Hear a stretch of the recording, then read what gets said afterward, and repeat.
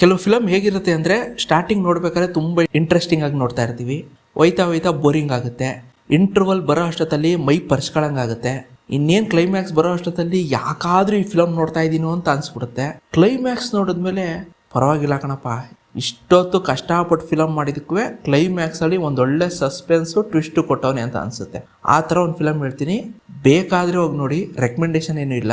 Film ಬಂದು 1968ರಲ್ಲಿ GV Iyer ಅವರು direction ಮಾಡಿ ಕಲ್ಯಾಣ್ ಕುಮಾರ್ ಅವರು ನಟಿಸಿರುವಂಥ ಮೈಸೂರು ಟಾಂಗಾ. ಈ ಫಿಲಮ್ನ ನೀವು ಫ್ರೀಯಾಗಿ ಯೂಟ್ಯೂಬಲ್ಲಿ ನೋಡ್ಬೋದು. ಕನ್ನಡ ಫಿಲಮೇನೆ, 1968ರಲ್ಲಿ ಬಂದಂಥ ಫಿಲಮ್ ಸ್ಟಾರ್ಟಿಂಗಿಂದ ಹಿಡಿದು ಒಂದು ಕ್ಲೈಮ್ಯಾಕ್ಸ್ ಇನ್ನೊಂದು 1/4 ಗಂಟೆ ತನಕನೂ ಮೈ ಪರ್ಚ್ಕೊಳಂಗಾಗುತ್ತೆ. ಆದರೆ ಕ್ಲೈಮ್ಯಾಕ್ಸಲ್ಲಿ ಒಂದು ಟ್ವಿಸ್ಟ್ ಕೊಟ್ಟವ್ರು ನೋಡಿ, ನಿಜವಾಗ್ಲೂ ನಿಮಗೆ ಶಾಕ್ ಆಗುತ್ತೆ. ಆಗ ಅಂದರೆ 1968ರಲ್ಲಿ ಆಗಿನ ಸಿನಿಮಾ ನಿರ್ದೇಶಕರು ಈ ರೀತಿ ಕೂಡ ಫಿಲಮ್ಗಳನ್ನ ಮಾಡ್ತಿದ್ರ ಅಂತ ನಿಮಗೆ ಆಶ್ಚರ್ಯ ಆಗುತ್ತೆ. ಮಿಸ್ ಮಾಡ್ದೆ ಏನಲ್ಲ, ನಿಮ್ಗೇನಾದರೂ ಇಂಟ್ರೆಸ್ಟ್ ಇತ್ತು, ಫ್ರೀ ಆಗಿದ್ದೀನಿ ನಾನು ಅಂದರೆ, ಸ್ವಲ್ಪ ಟಾರ್ಚರ್ನ ತಡ್ಕೊಳ್ಳೋ ಅಂಥ ಶಕ್ತಿ ಇದೆ ಅಂದರೆ ಹೋಗಿ ನೋಡಿ, ಮೈಸೂರು ಟಾಂಗಾ ಫ್ರೀಯಾಗಿ ಯೂಟ್ಯೂಬಲ್ಲಿದೆ.